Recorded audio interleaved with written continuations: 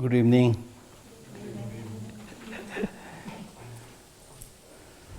So this gathering is for 3 evenings, 5 to 6:30. Okay? And it's my turn this month. So I prepared something. I prepared one page which I have distributed to you. And also I have distributed a small booklet, Compassion in Individual, by His Holiness the Dalai Lama. I am not, of course, not teaching this, but I am giving you this from my side, not from the library, as a gift to you, appreciating your interest. Okay? Because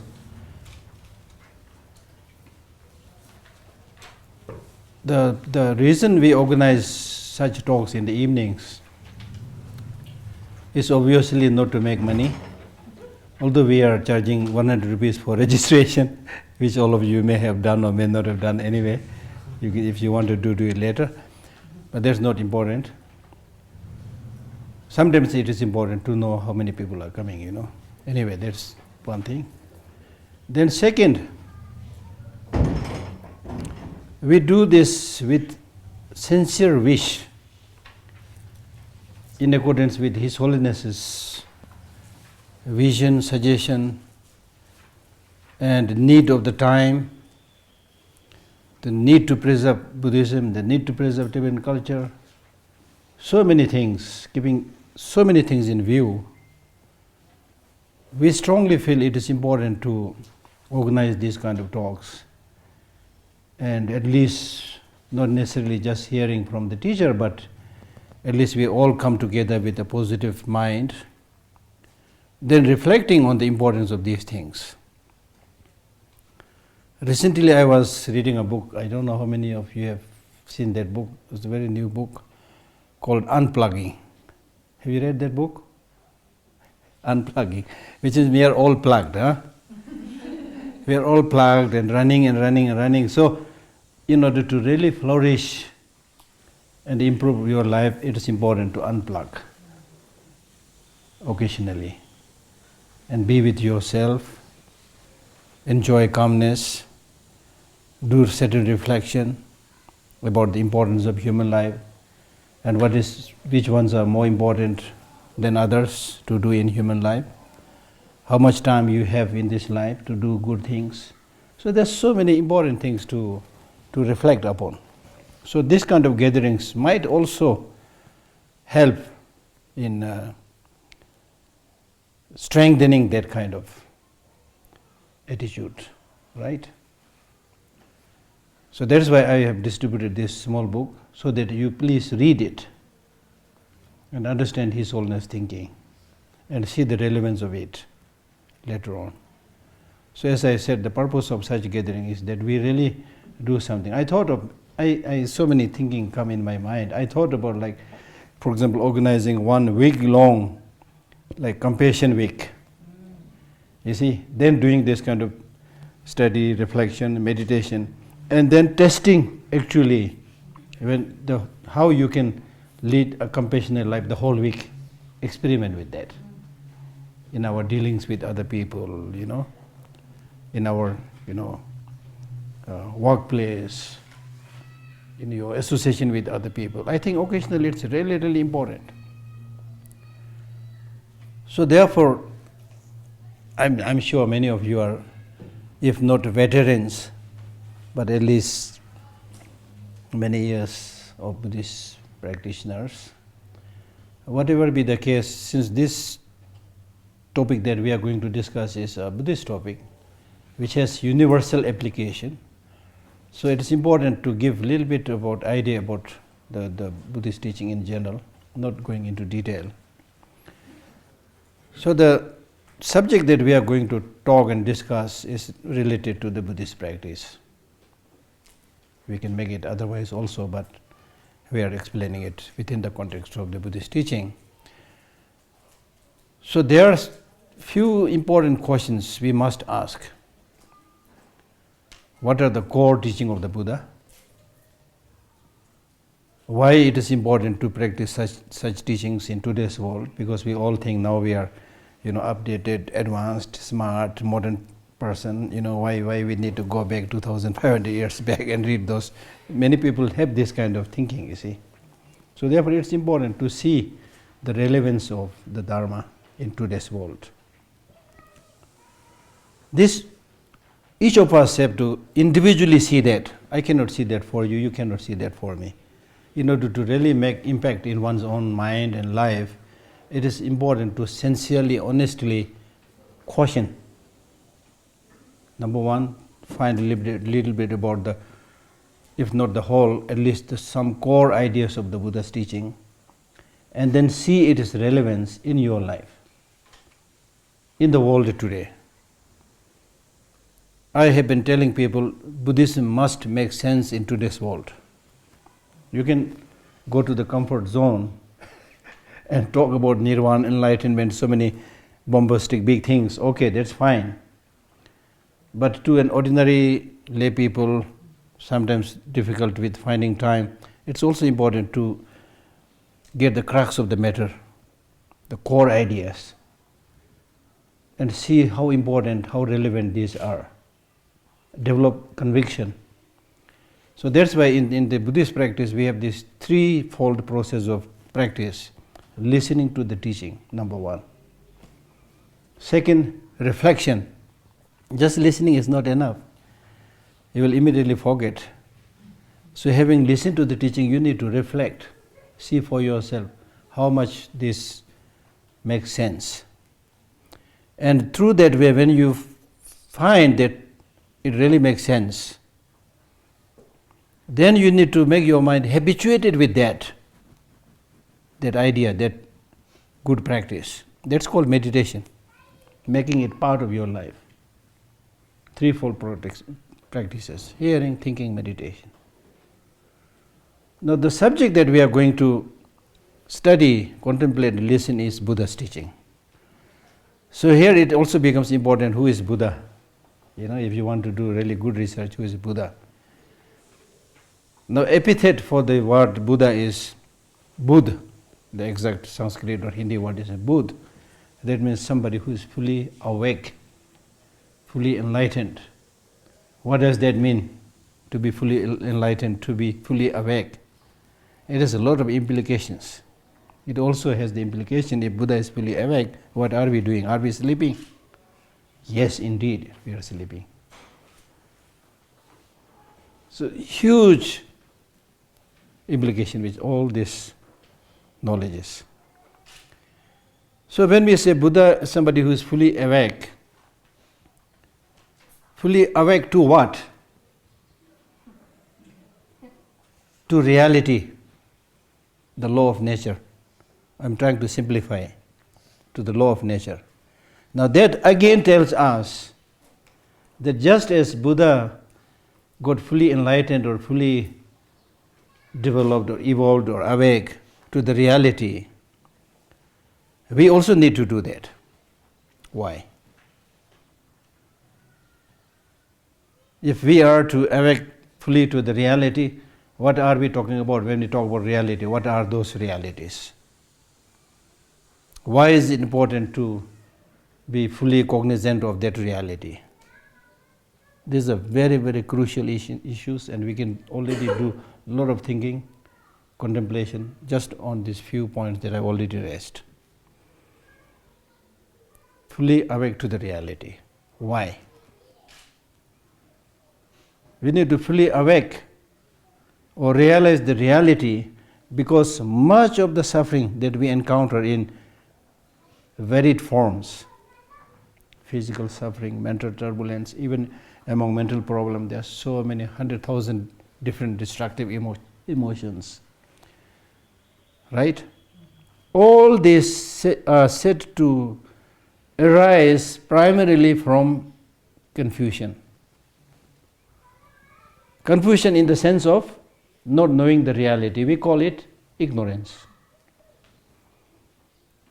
Ignorance, which is actually basically saying that the sufferings that we are encountering today is in a way unnecessary suffering. Unnecessary suffering in the sense there is a possibility to remove these problems, these difficulties, or at least lessen and reduce these sufferings, these problems. But because we are not making effort to understand those various aspects of reality, so therefore there's no other way but to continue to suffer by seeing what is not true as true, what is impure as pure, what is suffering as happiness, the four misconceptions as we call it in Buddhism. Right? So this is the big statement. All our problems arising from ignorance. Ignorance means, as I said, not knowing the reality. What is reality? The reality of interdependence. In a more technical way, we call it emptiness, but basically we are talking about the reality of interdependence or emptiness. Then great teachers like Kongthang Tenpa Dorme, he says, yes, it is true, all our sufferings arise from ignorance, so therefore it is important to understand shunyata or emptiness, but it's not easy. So before you try to understand that shunyata or emptiness, there are many other slightly less difficult to understand realities, like impermanence, like suffering. So we need to start from that. In short, what I'm saying here is all the countless sufferings, problems, difficulties, upheavals that we experience in our existence in the world are creations of the enemy called self-grasping. So when we talk about Buddhist practice, all we try to do is how to uproot this self-grasping, the ignorance, which is the root cause for all our problems. However,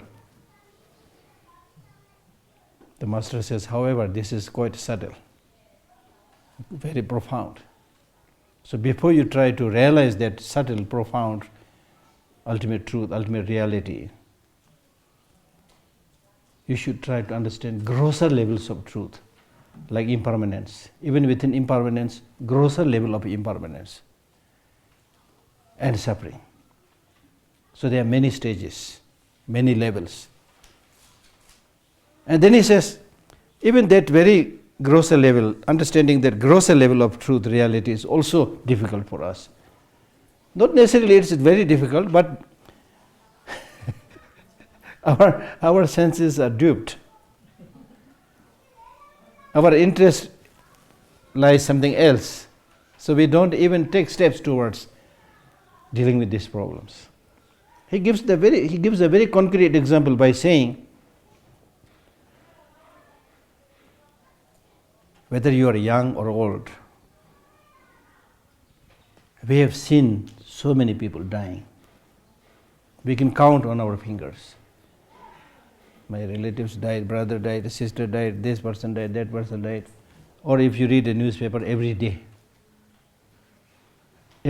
hundreds of people are dying due to different kind of diseases all over the world. Now it's not so difficult to get those figures. You can just click and say, find the death rate. We can find it. Right? Even after all this exposure to innumerable deaths, not only of distant people, but people who are close to you, it hardly occurs to us that my turn will come soon.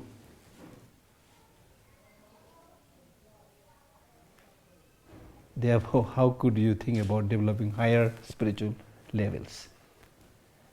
As simple as these things, we remain oblivious, don't pay attention. So therefore what the master is saying is, it's important to pay close attention. You call it mindfulness, you call it concentration, you call it meditation, whatever you want to call it. There should be some kind of alertness, awareness, and cognizant of these happenings. Like for example, if you do this meditation of death, the imminent death, that is definite, time is indefinite, can come any time. If you are somebody who is doing this practice, your life will be completely transformed. Completely transformed. So it's important to think about something that you experience all the time, or you are bound to experience soon. If you think about those which is really going to happen to you soon, so that will make such an important impact in your life. There will be quantum leap in your spiritual practice.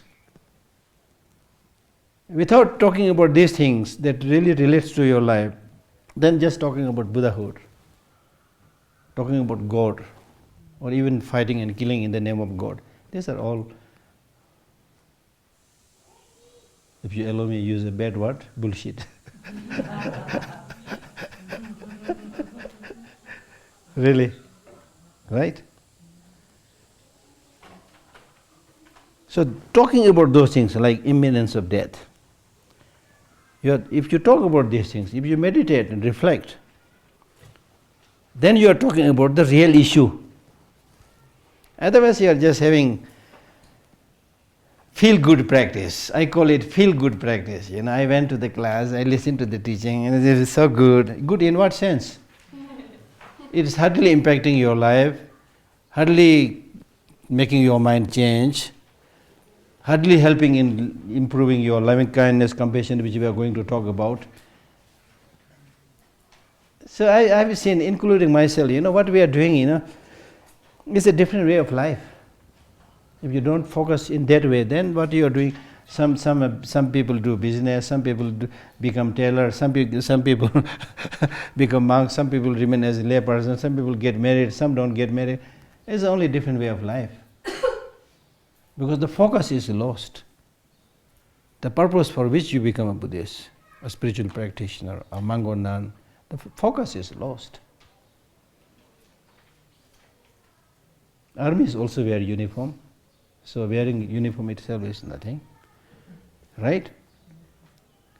Now, for example, I'll just give you a hint, then you do the homework, okay? For example, if you think about death, imminence of death, which nobody can deny, that death is definite, nobody can deny. If you can deny and prove that one of you is not going to die, I will sponsor several lunches and dinners. That's all I can do, yeah, right? Something like that. This is undeniable fact. Second, okay, death is definite, but time is indefinite. But time is indefinite means it can be tomorrow. I'm not unnecessarily trying to frighten you, because Buddhism is not pessimistic. Many people think Buddhism is pessimistic. No, it is realistic, talking about the real issue. Then you can change. Talking about the real issue. This is a real issue because if you really think about it, for example, let us say if you are going to die, say after 2 days, let us say, then what will be your priority? In the next 2 days, what will you do? There is a story at the time of the Buddha. A mother with her son came to the Buddha. And then the Buddha said, pointing to the young man, he said, you have only 1 year to live. After that you are going to die. So this young man felt very sad, and then went back. Then after 6 or 9 months, he came back to the Buddha to see him. Then the Buddha said, what did you do in these months, since I told you that you have only 1 year to live? Did you do something bad? something destructive, something harmful. The young man said, since I'm going to die within 1 year and already so many months have finished, doing this, how can I think about doing anything bad? Instead, I try to patch up with all other friends with whom I did something wrong or used harsh word. I regretted, repented, and I made more friendship with all these people and try my best to be nice, to live in harmony, to develop love and to develop compassion, you see. And then the Buddha said, I told you are going to die within 1 year. I just told you to let you know the situation. I don't know when you are going to die. I don't know when you are going to die. But I have been practicing this meditation for that really transformed my life. So that's why I told you to this, so that you can really practice. You can see the difference. That will really transform your life. And I give another example by saying, for example, in front of us, if there's an elderly lady, 90 years old, terribly sick, wounds all over her body, fragile, weak, old lady here. Will any one of you think about marrying that lady? Marrying that lady? Approach that old lady dying. Can we marry? No, right? Or any one of us will think about like harming that lady, bullying that lady? No! Why not? Why not? Because you have clearly seen the reality of that lady. So therefore, at such a situation, you really felt, at least what I can do is not to harm, not to develop obsession or attachment. You found that is the way to help when you are in trouble, when this old lady is in trouble. So that's what the Buddha is saying, that even if you are unable to see obviously the suffering, as you have seen with this elderly lady, but through your contemplation, meditation, that all these people are going to die one day. All these people, whether I know or not know, but I know they have, each one of has some or the other individual problems, difficulties. Aging takes place with everybody, no exception. Finally, death takes place with everybody, no exception. In between, there will be sicknesses, food poisoning, whatever. Definite. There's so many things we can conclude that all is not necessarily well. So if you have that kind of understanding, your heart will naturally melt. Even though you may not become Buddha overnight, but at least your overall attitude with other people will be different. Will be different. That is called practice. That's called dharma. Dharma means a way of life, a practice which will not let you fall down. Dharma from the Sanskrit word daura, which means to catch hold of somebody, helping them not to fall down. So therefore we undertake or we do such practice not because it is told by Buddha, enlightened being, that may be one reason, but that's not the main reason. Not because His Holiness Dalai Lama said this. Not the main reason. The main reason is, I want happiness, do not want suffering. Nobody can deny this. And I'm quite convinced with this one, because I asked this question to so many people, to so many countries. Do you want happiness? Everybody says, yes, sir. How many days you want happiness? Everybody smiles. Because they are saying, Geshe-la, it's not for few days. When it comes to happiness and peace, I want that as long as much as durable as possible, right? Right?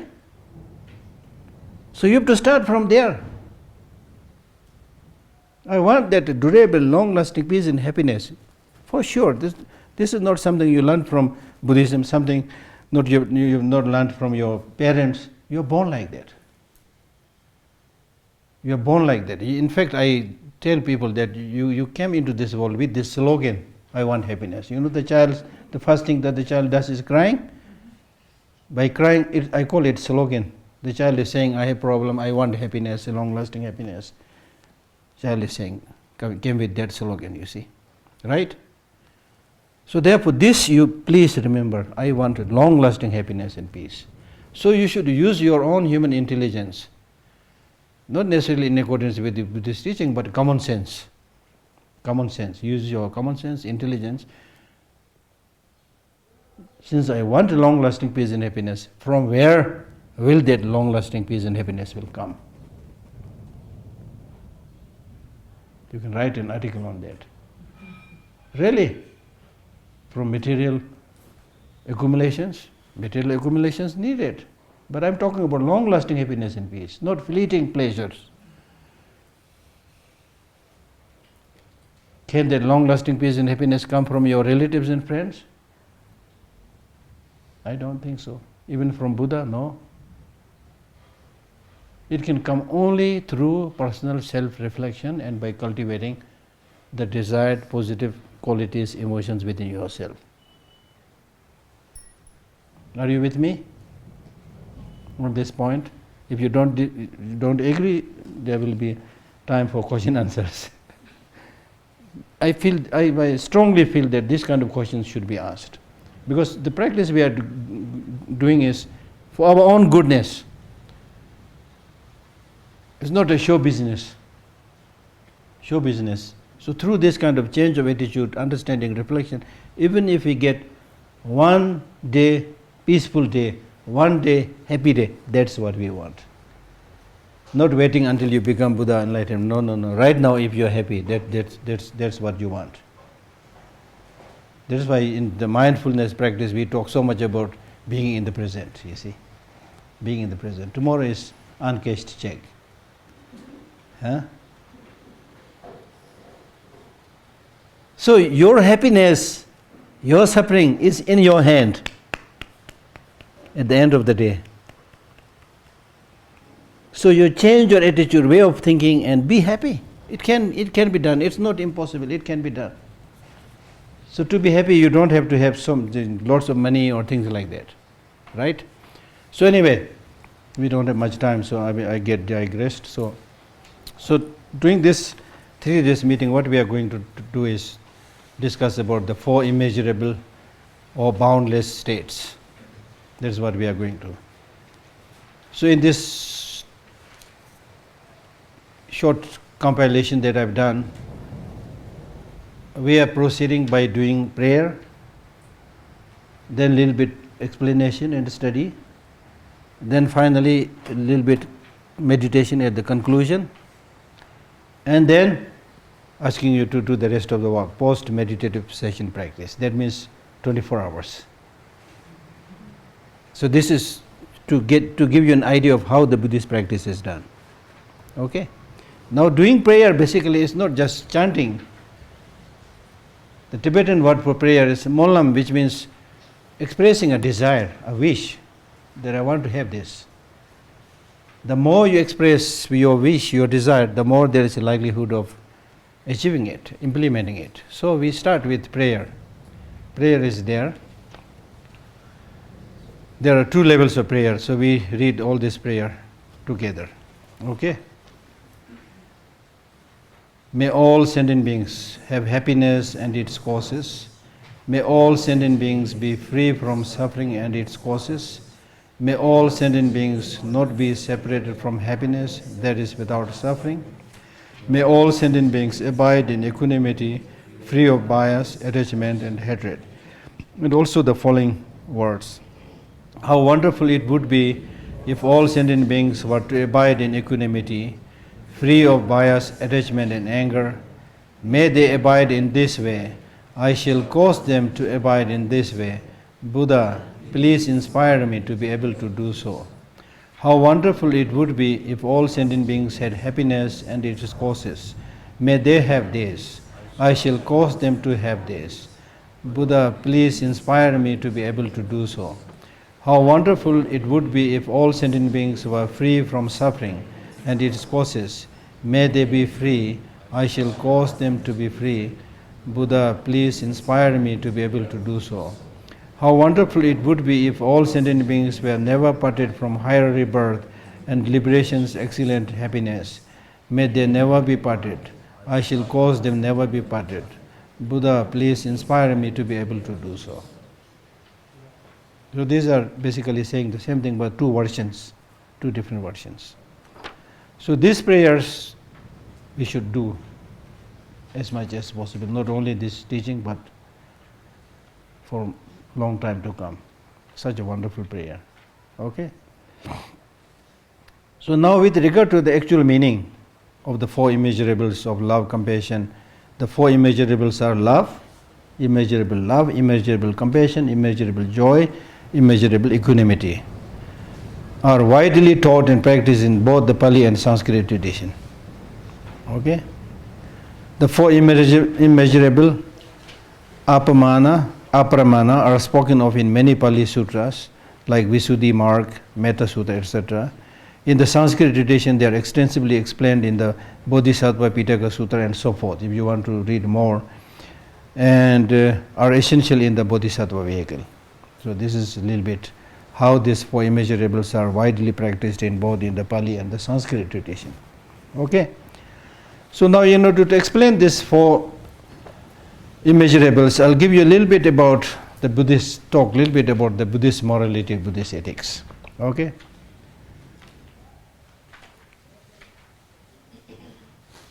Now, after getting enlightened, when the Buddha was requested to give the teaching, he did not give teaching for several weeks. And when he finally gave the teaching, he taught the Eightfold Noble Path, okay, which can be actually condensed into the three trainings: the training of morality, training of concentration, training of wisdom. So now here we need to ask this question: why moral life is seen as integral, even indispensable part of the path to ultimate liberation? Why morality is important? And what is morality or ethics in Buddhism? Right? Ethics in Buddhism has the connotation of three main points. Number one, refraining from negative ways of life. That's ethics.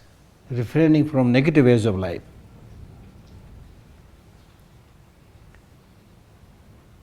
What are negative ways of life?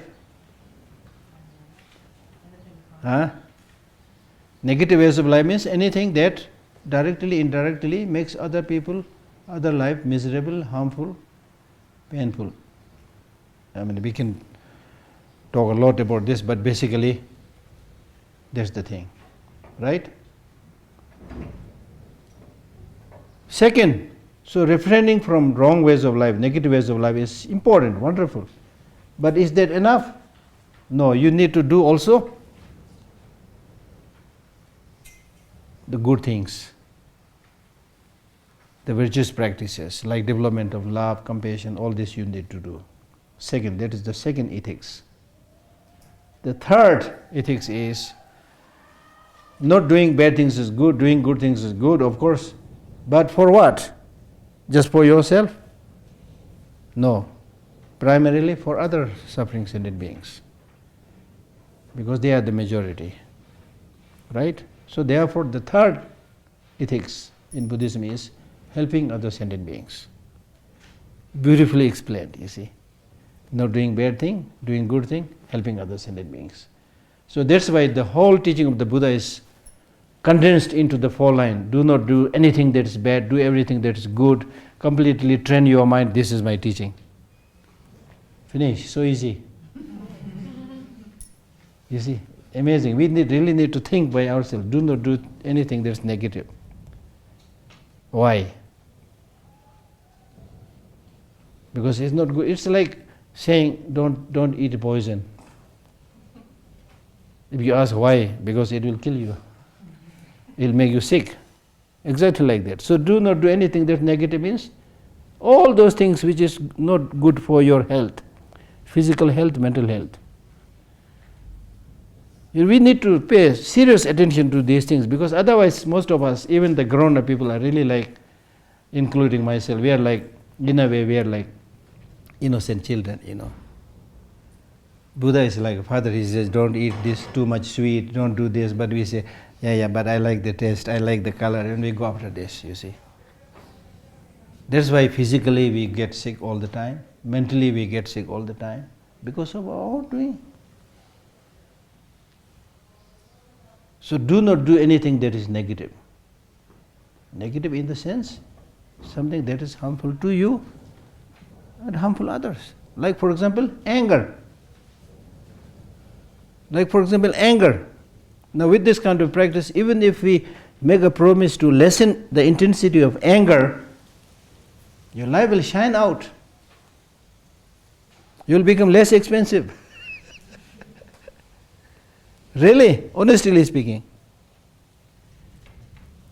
I read one book published in America where the writer says, in terms of expenses, economy, billions of US dollars are lost because of anger. Because from anger comes suicide. From anger comes shooting, fighting, conflict, destruction. Anger and hatred leads to, it's like a conflagration of fire. It only leads to death and destruction. It destabilizes you. As simple as that. So think carefully. Take some time. Pros and cons about anger. Be honest with anger. Don't just outrightly say you are bad, but do a research on it. So it is very much possible that you will find it destructive. You get headache when you get anger. You get back pain when you get anger. You are unable to sleep properly in your bed when you are angry and upset and have hatred. It's all common sense things that we experience all the time. But the problem, as I said, is that we feel more comfortable to continue stay in that same area where you are familiar, even if it is suffering. And you don't want to go out from that area to an area which is unknown to you. You get scared. So familiar suffering is better for you than the unfamiliar terrain of happiness. That's the problem. So that's why really much of what we experience is our own doing and our own lack of initiative. So talking we can do all the time, but the thing is practicing it. So I, with folded hands, plead you and plead myself also. Practice a little bit. Just out of the 100,000 negative emotions, at least deal with one which has predominant presence in you. If anger is playing a more destructive role, make it a point to fight against negative anger. Reduce it. You will see the miracle then. You will see the miracle. Unless we do it, it's like, reading a long menu in a fancy hotel, but if you don't eat it, there's no point reading the menu. You see? Right? So find out which one of these negative emotions have a more predominant presence in you, because you are the best to know about that. And then try to see its destructiveness as you have experienced. Not just we are talking, but as you have experienced, because you have to see whether it's really useful or not. Sometimes we go under the confusion that many of these negative emotions we think it's useful. In fact, sometimes we think that it's only these negative emotions which gives color to our life. If these negative emotions are there, then the life is colorless. That's what we think, honestly speaking. That's how we live our life. That is how it is portrayed in the movies. Sex and violence are the two predominant theme of any movie that you see. Meaning, this is a portrayal of our own life's experience. And we think that if these things are not there, life is colorless. Right? But actually it is the other way around. The less you have these destructive negative emotions, the more peaceful, stable, calm, focused. And the root of success of all the good things, even small projects that you do, is dependent upon how focused you are, how calm you are. So that is why morality is said to be the ground, in fact a fertile ground, to grow all other crops of virtuous practices. If the ground is fertile, even you throw anything, any seed, it will grow. You can grow concentration, you can grow wisdom, you can grow bodhicitta. This is so because morality means ethics or morality means, as I said, number one, getting rid of the negative emotions. Number two, developing all the positive qualities. Number three, helping all sentient beings. If you have all these qualities, you can easily develop many other qualities. Easily. Right? So therefore, that's why morality, out of the three trainings, morality is the key thing, the most important thing.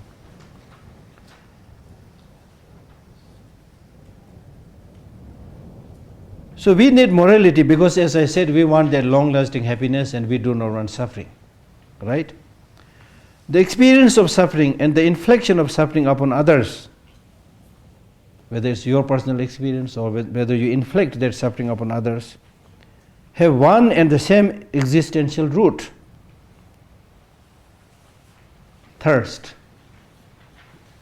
craving, desire, and its manifestation as attachment. So how this craving, attachment comes? Because the attachment and craving comes because you are lured, you are ensnared or you lured by the deceptive promises of sensual pleasure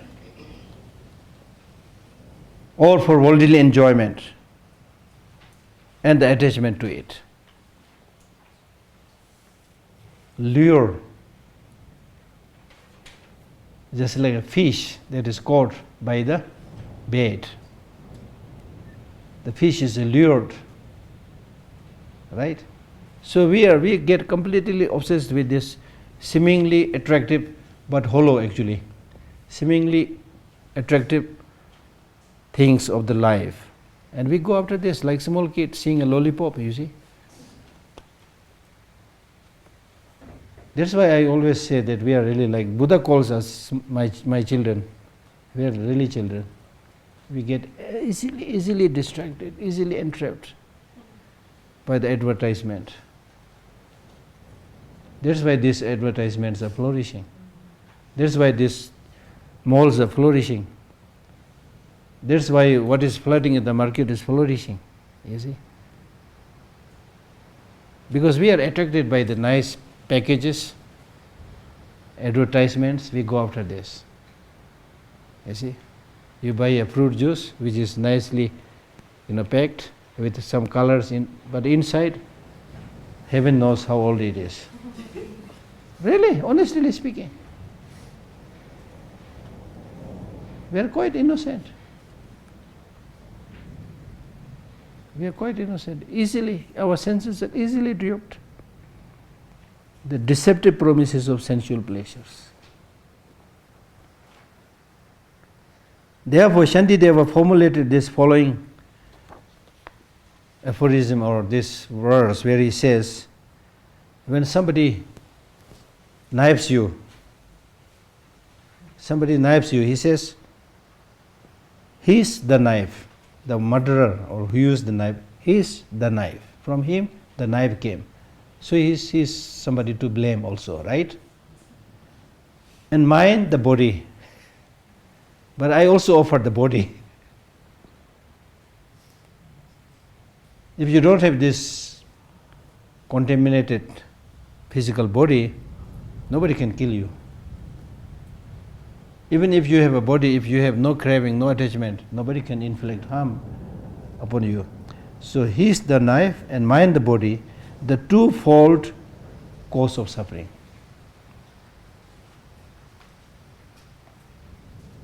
The attack being carried out because of the attacker's attachment to his vicious goal to kill that person. The suffering of the victim due to his attachment to his own life. So at the end of the day, what Shantideva was saying, it's all because of attachment. For example, today everybody is running like being crazy. With all this modern development in terms of speedy transport and so things, but still people are rushing. I have no idea why we are running so much, really. And I have given a nickname to the modern people. I call modern people Angulimala. You know Angulimala? You know Angulimala? In India, there lived a murderer, a dacoit, who met a wrong teacher. Because of his suggestion, he promised to take the life of 1,000 people or 100? 1,000, right? 1,000? 1,000 people. And this teacher said, every time you kill one person, you cut the finger and wear it as a rosary around your neck. So he had been killing like this, and 999 already he killed. He was looking for the last one. On that morning, Buddha realized that this is the time to tame that person. So on that morning, when he was looking for somebody to kill, he could not find anybody except Buddha walking at a distance in front of him. So the Buddha was walking slowly, and this Angulimala murderer, with his very awful, ugly, strong, smelly body, and with the knife, I'm exaggerating a little bit, okay, to make you laugh. And he was chasing. Somehow he was running and chasing, but could not catch Buddha. Then he shouted by saying, "Don't you realize who is chasing you? The dreadful Angulimala. Stop!" Then Buddha stopped, looked back, and he said, "It's not me who is not stopping, it is you who is not stopping." Because he has been running and killing other people. So the modern man is a little bit like that, running, don't know. There is a Buddhist teaching, Tibetan teaching, where it says, your feet are very swift, but you are not reaching the goal where you should reach. So now we not only have feet, but also aeroplanes, right? But still running much more than before. I don't know. So therefore, it is not so much, what the Buddha's teaching is saying is not so much by running, but being with yourself, understanding yourself, understanding reality that you can achieve. It's not just by running. And in fact, I will talk about this later on. It's by running and so much running that now we don't care about the well-being of other people. Because we are all saying that, yes, I need to help other people, but I'm busy. I have to reach there in time. I have only 10 minutes, so I have to run. So can you imagine you are running and then you are not able to enjoy the scene? Nobody has time to enjoy the scene now. Everybody is running. Still thinking one day I'll enjoy that. We are really like that. So therefore, it is important to be with oneself. Before you are with others, it is important to be with yourself first of all. Because to be with yourself is very healing. Today it is widely known that people suffer from attention deficiency. Attention deficiency disorder. People not being able to concentrate and pay attention. And from there comes many kind of diseases. So it's important first to be with yourself. Clean your house inside. right? For the body we do a lot of things, but for the mind we hardly do anything. And I have been telling people that much of the problem that we are experiencing today in the world is because of mental starvation. Because we have hardly given any food to the mind. For the body, yes, we are giving. Even for the body, what we give is primarily junk food, but still we are giving something. We also do some exercise, a little bit stretching, yoga, meditation, whatever, so many things. But for the mind, what kind of practice did you give? And mind is actually much more important, because it's your real boss. Your real boss is not your husband, not your wife. It's your mind. It's the mind which is dictating all the time. Go there, don't go there, do this, don't do this, say this to other people, don't say this. Silently, very kind of in a very diplomatic way, the mind is ruling you. And your poor body, it's very submissive and doing everything the mind is saying, oh, eat this junk food. The mind will say, eat this junk food. Your hand will go and eat the junk food. The body is really, honestly speaking, very, very helpless. That's why the Buddha paid so much attention to the mind, because the mind is source of good things, mind is source of bad things. And mind is really the magician, the boss, the real boss. So one whoever has this control and understanding of the mind, peace is guaranteed. Calmness is guaranteed. Because once you change the attitude, even if the whole cosmology becomes your enemy, so what? It will not be able to disturb you. I mean, it's easier said than done, but this is true, really. Like, look at the story of the Buddha when he was meditating for 6 years. At the end of the day when he was about enlightened, then all these evil forces, they get jealous, and then they try to do few things. One, they brought this host of armies inflicting fiery weapons and things like that. Buddha did not get perturbed from his meditation. He continued his meditation. That is to say that violence and hatred cannot destroy peace. If you have that, that's not the solution.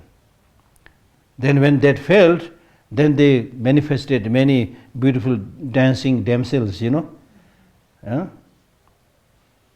singing, flirting around him. But Buddha remained unmovable. They failed, you see. So this too, ignorance, as I already mentioned, is the root, plus hatred and attachment. These two are the sworn enemy. In Buddhism we call these three poisons: ignorance, hatred, attachment. 3 poisons.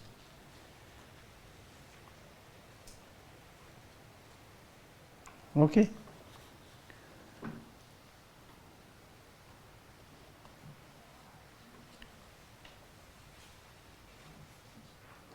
It follows that any successful attempt, if you make that attempt, if you make any successful attempt to reduce one's thirst or craving, attachment, or otherwise at least moderate one's attachment, will also result in a life causing less suffering to oneself and to others. At least less deliberately inflicted suffering. That's what I'm saying. There are many levels of suffering. Much of the big part of the suffering is intentionally created. So at least we can reduce the man-made sufferings. Much of the sufferings that we are encountering today is man-made sufferings. Some of the concrete examples that's happening right now is what is happening in Syria.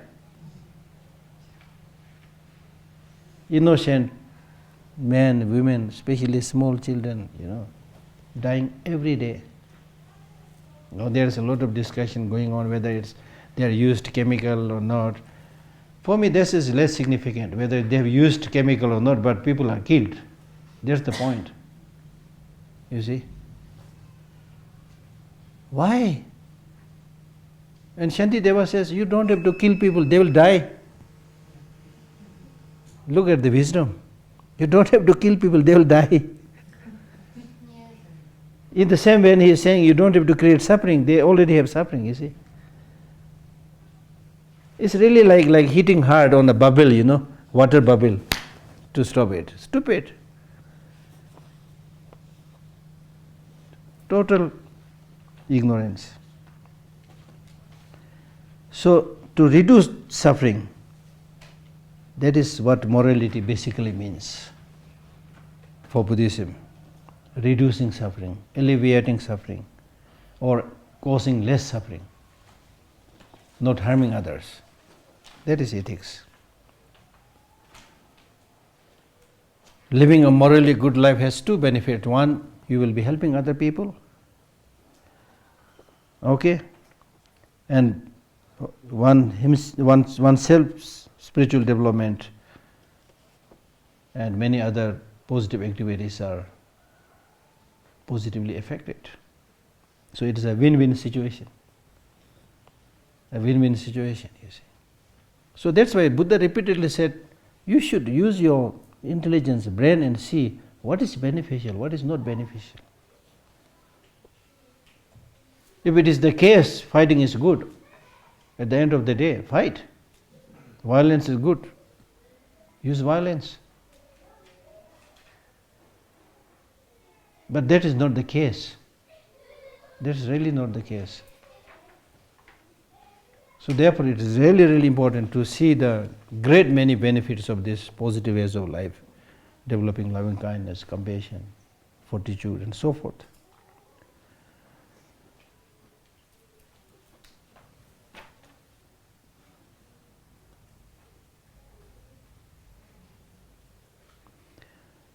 And then in terms of actual practice of morality, we need to understand this in connection with the two other practices out of the three trainings. That is wisdom and concentration. Morality is purified by wisdom, wisdom is purified by morality. Both are kind of interdependent upon each other.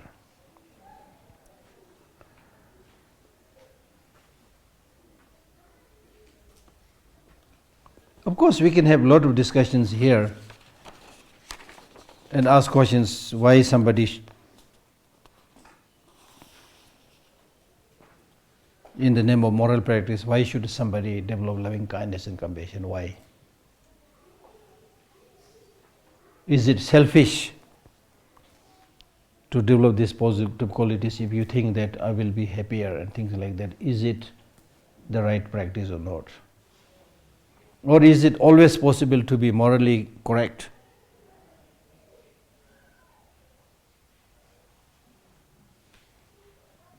When we go to do these practices, we very often encounter a lot of problems, difficulties, situations where you are compelled to tell lie.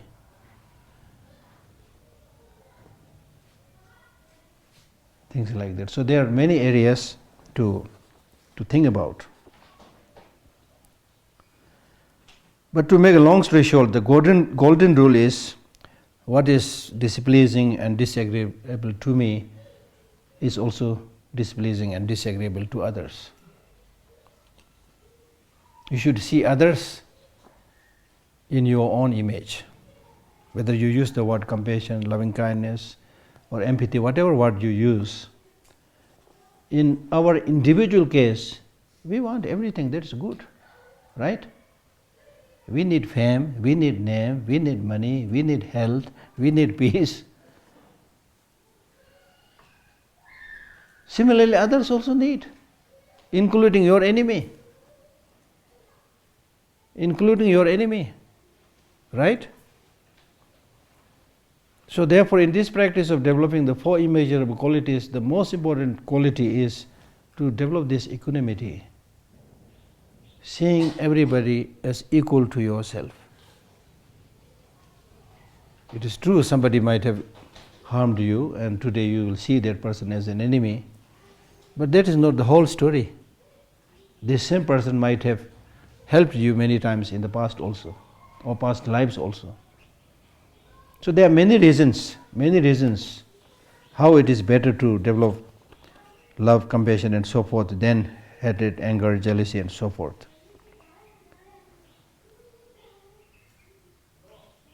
Another very important caution with this practice of love and so forth is the compatibility of loving kindness, loving involvement, and non-attachment. Right? On the one hand, you have this practice of loving kindness, which many people think it's attachment. But according to the Buddhist teaching, it says no. Loving kindness is not attachment; it is detachment. So the question is, how can you have loving kindness, that loving involvement, without attachment? And why it is important? Why it is important? If you look at the definition of loving kindness, as I have written down there, if you read the actual meaning, love, read that line, the love. Love has the aspect of friendliness. Its proximate cause is seeing others as lovable. When it succeeds, it eliminates malice or malice, I don't know this. Huh? Malice. Malice, okay. My English class starts. When it fails, it degenerates into selfish, affectionate desire. So loving kindness here means wishing that others, as we have recited in the prayer, how nice if others meet with happiness and the causes of happiness. Now, in order to develop that wish, you need to see others as close to your heart, as lovable. Right? So can you see this?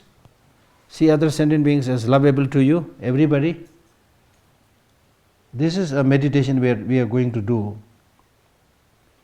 But I'll discuss this right now. Like for example, the process of meditation on loving kindness is, you start with, generally speaking, you start with somebody who you respect. Say your teacher or your guru. Because you respect, therefore, if you develop their loving kindness, it will be much more successful to develop that.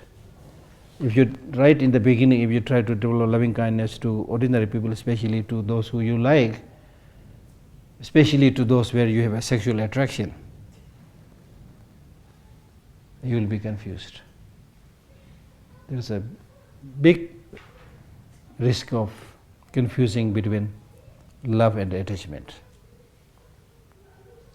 Right?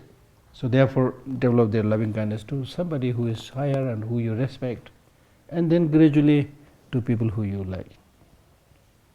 Then to the neutral people.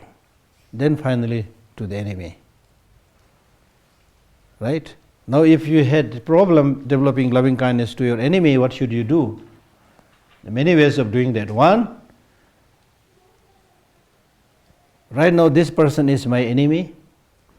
Because of his enmity, he gave me the opportunity to practice patience.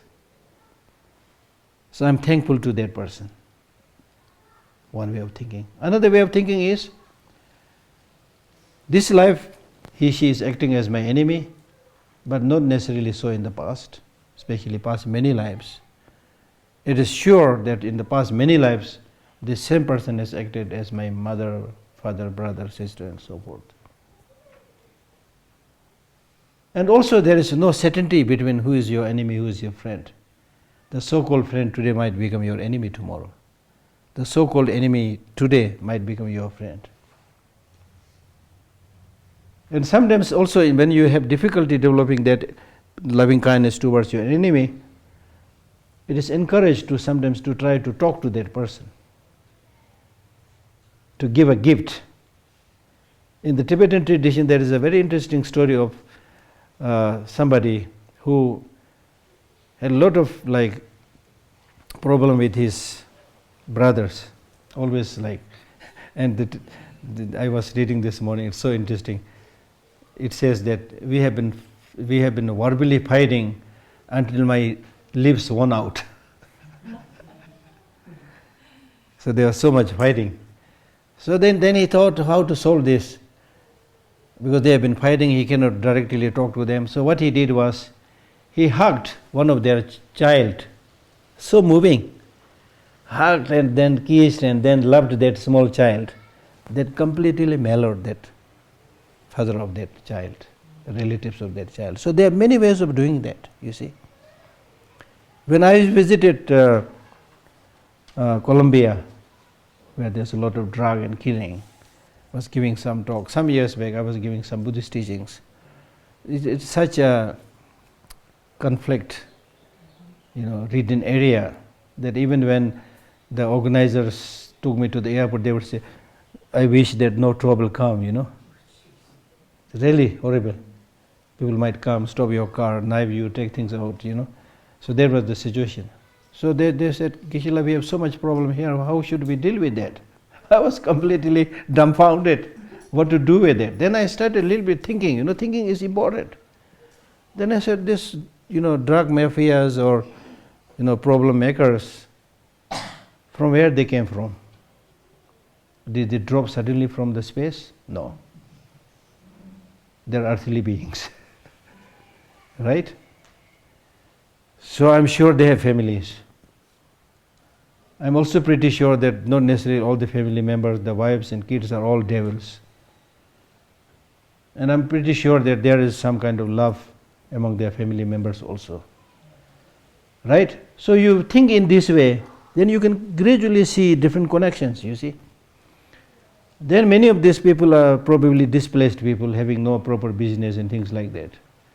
So if there is an opportunity to give some business or land, things like that, then because of attachment, whatever, for the business or land, they will stop doing many of these destructive things. So there some of these ideas quickly came in my mind, So what I'm trying to say is that if we think properly, solution could be found.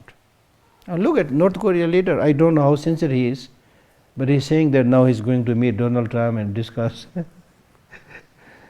There was just few months back, there was a point when he was hell-bent to destroy America and all the Japan and Korea, and he started launching missile after missile. He was not listening to anybody. Then suddenly there is a change, whatever be the reason, you see.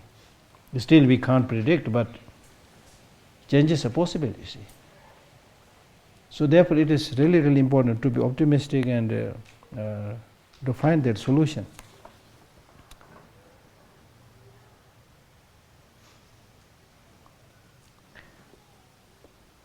So the loving kindness is sometimes explained as mind releasing. Mind releasing. Chitto vimutti. Mind releasing. Which clearly means that when you develop this loving kindness, you will be released from attachment. You will be released from attachment. You will be released from self-cherishing attitude, egoism, right?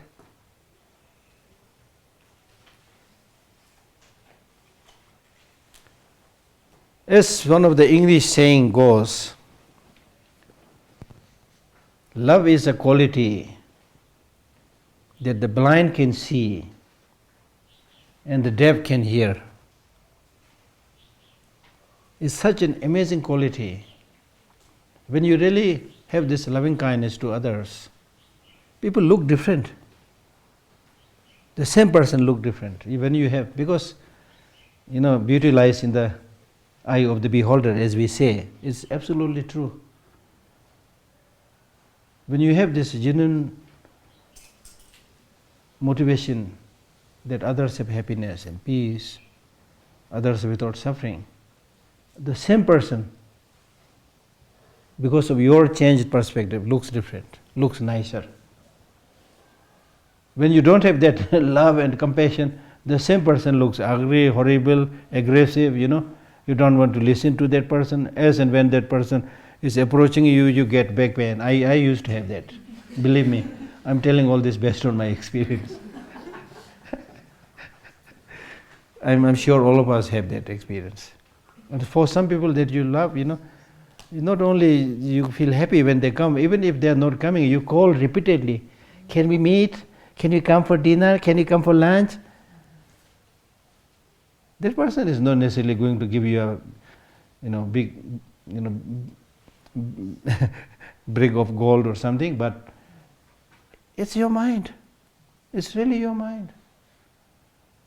And I have very often said, look at that example of a mother who is a very ugly child, unevenly headed, lopsided head or whatever, Yeah, there are, it's true, many ugly children. But the mother doesn't see their child ugly.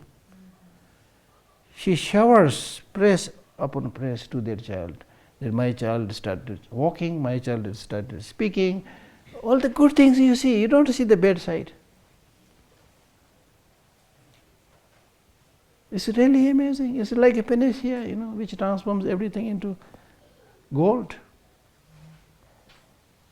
And then especially if you are, as is already studied in the text, if you are able to see the vulnerability, the fragility of everybody, you will develop some feeling.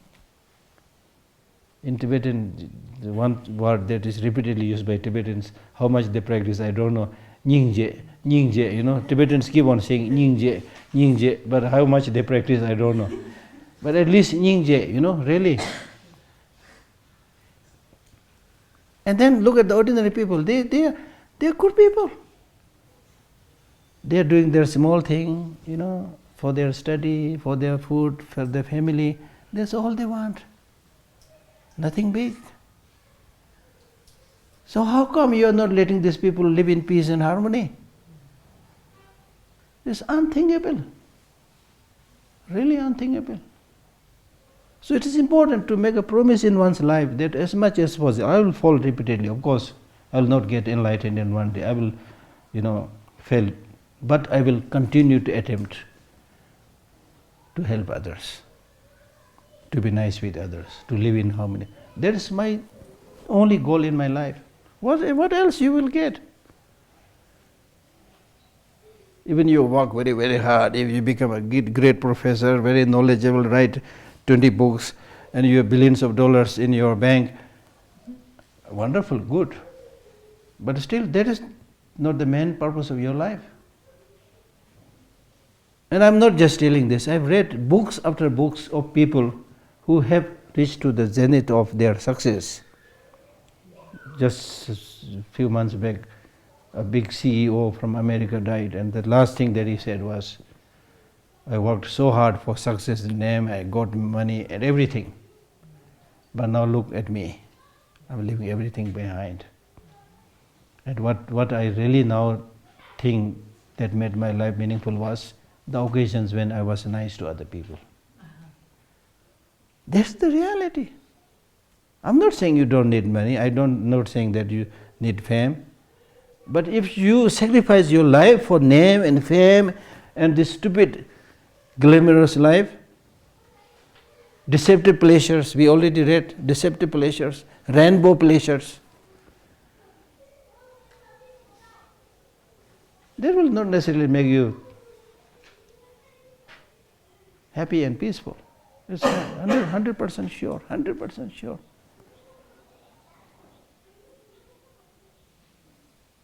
So therefore, one very moving Buddhist prayer is Gadanada. Shiva love to be Shiva sole dover here. Meaning that may sentient beings get liberated from this ocean of suffering, which is turbulent due to aging, sickness, death and so forth. And plus this 100,000 unnecessary man-made problems. Stupid as we are, man-made problems. Problems made by so-called intelligent human beings. Right? We call ourselves intelligent human beings. In what sense are you intelligent? And we keep on doing those things which is like really not much meaning. And the core issue of making this world unified, harmonious, peaceful, not much is done. There are people, good people, who are trying to do something, but we need to do more than that. And the short-sighted leaders are intoxicated with their power and always brandishing their nuclear arms, right? So therefore, it's really important to repeatedly do this prayer that we are able to develop this loving kindness, which means always think, may everybody be happy. May everybody meet with the cause of their happiness, whoever they are, include your enemy. And that will make you even more happy if you include your enemy, because when you have some section of the society which you call as enemy, just that mental reflection will make you unhappy. So when we talk about developing loving kindness, it should be the kindness like a mother to her child. We cannot achieve that immediately, but that should be the target. Loving kindness means loving kindness that the mother has to the child. We should try to develop similar kindness towards all sentient beings. Towards all sentient beings.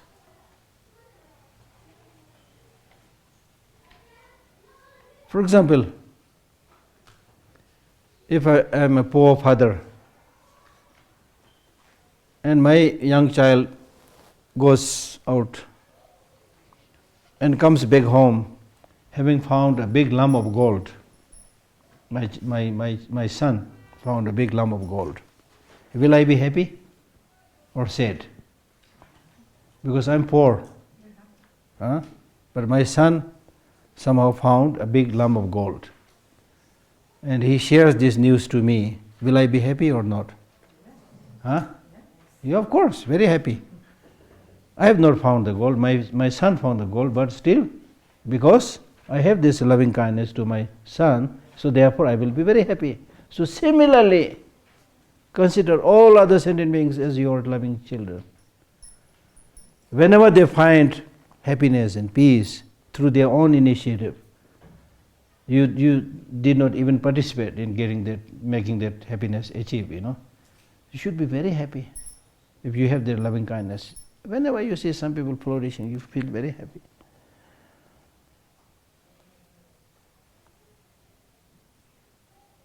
And because of this loving kindness, your association with other sentient beings be like your association with your very dear friend. If you have somebody who you call as my hand and glove friend, a very close friend, then we say we are like one person. We'll suffer together, we'll enjoy happiness together. The rest of sentient beings, whether you like it or not, we'll have to suffer together, live together in this small earth. If you really think properly, we'll sing or swim together. That's the reality of the world today. So with this understanding that we should be ready to share whatever we have to others. This is the reality, right? And then our concern towards others' well-being should be such, like that one story, there is one story of a Tibetan teacher, and when somebody comes to, listen to him, then he would explain the teaching. Then after some time that person, he says, now I have to go. And then the teacher would still say, do you have small children in your home who are crying, so that you have to rush and go back without listening, continuing to listen to this teaching? Meaning that person, that teacher has so much love for his students. And he regards this teaching so precious that if you are not in great rush, continue to listen. I want to help you, benefit you, you see. When you have that loving kindness. Not necessarily the whole loving kindness, but even if you have a little bit of love, it's much easier to talk to other people. You spend hours together with that person, no problem. I'm talking about love, genuine love, not the attachment. If it is attachment and then yes, initially may be good. After some time there will be trouble, right? So genuine loving kindness, right? And in order to successfully cultivate that loving kindness, you need to destroy the opposite counter forces. The one that will burn or destroy loving kindness, just like a fire burns things, is hatred or anger, especially hatred, ill will. So in order to successfully cultivate loving kindness, you need to at the same time reduce enmity, ill will, hatred. Likewise, you need to reduce attachment. The Buddhist teacher said that you should not develop attachment like a being in the hungry ghost, being born as hungry ghost, because the being born in the hungry ghost is deprived of food and drinks, so it's always hungry. I need to have this, I need to have this. So we should not be like hungry ghost. Today's world is really like hungry ghost, because there's so much coming in the market and everybody thinks whatever is in the market, I need to have one. Look at how much we keep on updating our gadgets, you see. It's a clear indication, you see. iPhone 1, now up to 10. Then there will be probably 11, 12. We think I need all of this. Not necessarily because you think you need, but because of your craving. Okay? And similarly, the text says you should not be like a greedy dog. The greedy dog, even that dog has eaten enough, but when he see other dog eating something, he will say, ah. He will disturb that other dog.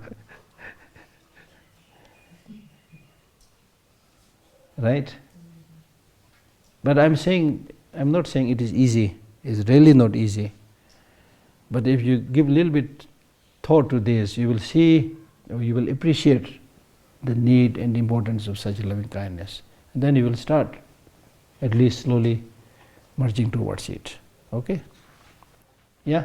Geshe, do you think that if we eliminate our negative behaviours and attitudes, will love come naturally, or do we have to actually do something as well? So first of all, maybe we eliminate our negative behaviours and attitudes.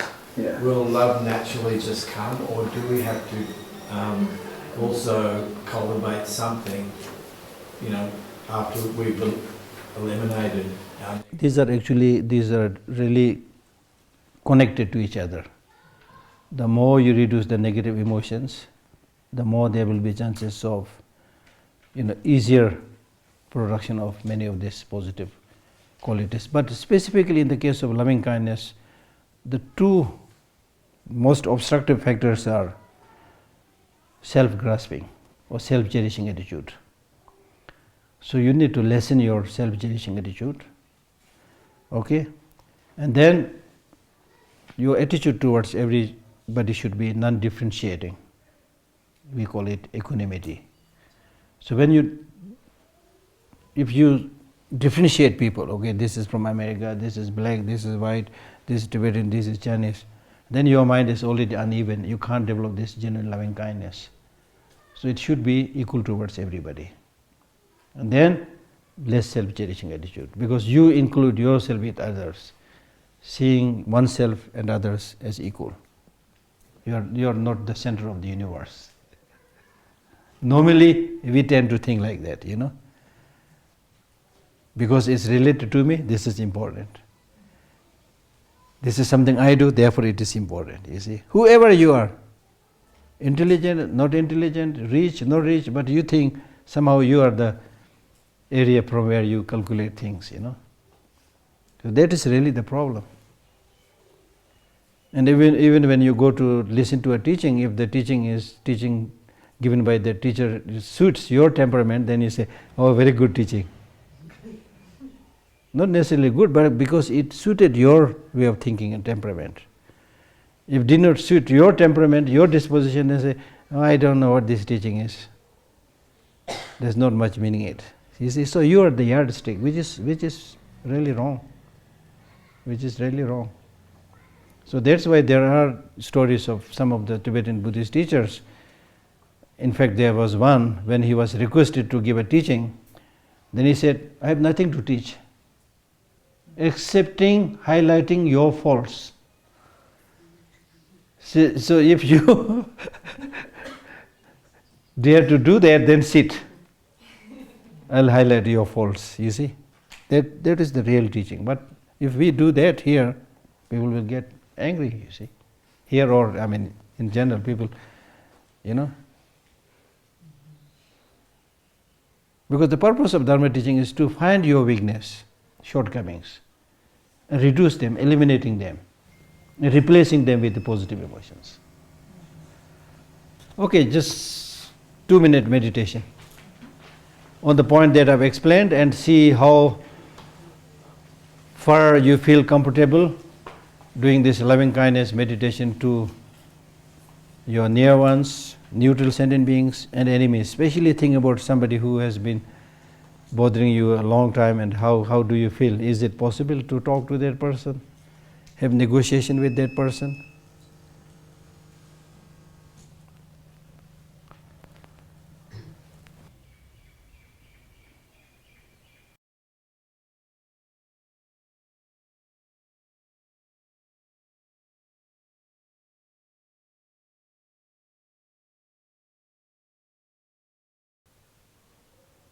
Thank you.